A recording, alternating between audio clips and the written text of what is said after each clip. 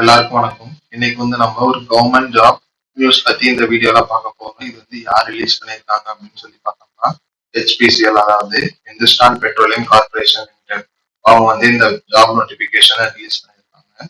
இதோட ஹைலைட் என்ன அப்படின்னு சொல்லி பார்த்தோம்னா, இதுக்கு எக்ஸாமே கிடையாது அப்படின்னு சொல்லி சொல்லியிருக்காங்க. ஸோ இந்த வீடியோ உங்க ஃப்ரெண்ட்ஸ் அண்ட் ஃபேமிலி சர்க்கிள் எல்லாருக்கும் ஷேர் பண்ணி விடுங்க. அது அவங்களுக்கு கொஞ்சம் யூஸ்ஃபுல்லா இருக்கும். ஓகேங்களா? இன்னும் நம்ம சேனலை சப்ஸ்கிரைப் பண்ணலைன்னா சப்ஸ்கிரைப் பண்ணிட்டு பார்க்க கண்டினியூ பண்ணுங்க. ஏன்னா இந்த வீடியோல என்ன ஜாப் போஸ்டிங்ஸ் இருக்கு, எப்படி அப்ளை பண்ணணும், யாரெல்லாம் அப்ளை பண்ணலாம் அப்படிங்கிற எல்லா டீட்டெயில்ஸும் நாங்கள் அஃபிஷியல் நோட்டிபிகேஷன் டிஸ்பிளே பண்ணி உங்களுக்கு டீட்டெயில்டா எக்ஸ்பிளைன் பண்ண போறோம். ஸோ ஸ்கிப் பண்ணாம இந்த வீடியோவை கடைசி வரைக்கும் பாருங்க. அஃபிஷியல் நோட்டிபிகேஷனுக்கான லிங்க் வேணும்னா நம்ம பிளாக் சைட்ல அங்க கொடுத்துருக்கோம். நம்ம பிளாக் சைட்டோட லிங்க் நம்ம டிஸ்கிரிப்ஷன் பாக்ஸ்ல கொடுத்துருக்கோம். அதை செக் பண்ணி பாருங்க.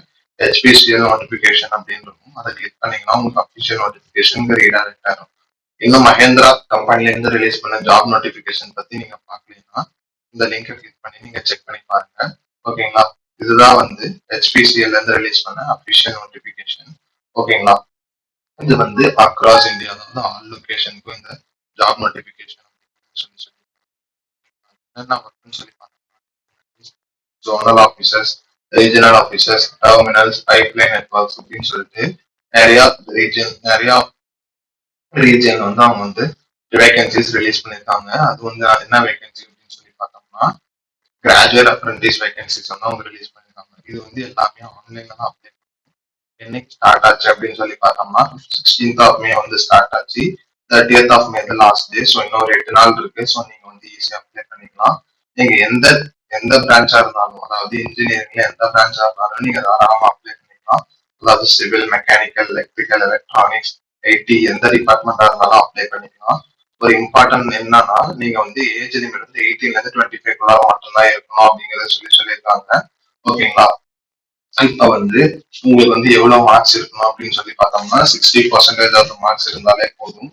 அதாவது நீங்க ஜென்ரல் ஆர் OBC கேட்டகரியில வந்தீங்கன்னா, ஓகேங்களா, இல்ல ஒருவேளை நீங்க ST SCயா இருந்தீங்கன்னா ஜஸ்ட் நீங்க 50% ஆஃப் மார்க்ஸ் மட்டுமே வச்சிருந்தாலே போதும். இந்த ப்ரோக்ராம் அவங்க என்ன சொல்லியிருக்காங்கன்னா 25,000 ஸ்டைபண்டா கொடுப்பாங்க அப்படிங்கறது சொல்லியிருக்காங்க.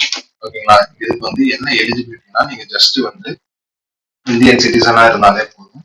அதுக்கப்புறம் மேல சொன்ன மாதிரி எந்த டிகிரி முடிச்சிருந்தாலும் நீங்க தாராளமா அப்ளை பண்ணிக்கலாம். ஓகேங்களா?